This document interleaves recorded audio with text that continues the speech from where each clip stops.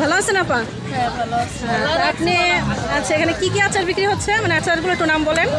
এই হচ্ছে পাঁচমিশালি, হ্যাঁ। আমলকি, গুঁড়া বড়ই, চিতল, রাস্তা বড়ই, তারপর জলপাই আছে, খেজুর আছে, ঘি আছে, শসা চালটা, 2 আইটেম রসুন আছে, তারপর রান্না 4 আইটেম চালটা আছে, 4 ভান্ডা চালটা, কিছু না চালটা।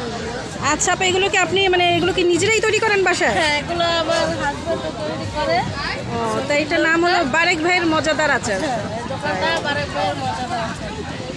আচ্ছা দর্শক বিন্দু, আপনারা যদি শিববাড়ি মেলায় আসেন, বারেক ভাইয়ের মজাদার আচারের দোকানে আমি টেস্ট করব, আপনারাও টেস্ট করে দেখেন। আচার দেখা যাইতেছে অনেক সুস্বাদু, রসালো, মজাদার হবে। তা আমি এখন কিনবো, খাবো।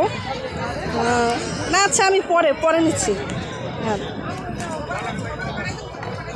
যেমন হাতে বানানো বাচ্চা অনেক সুস্বাদুই হবে।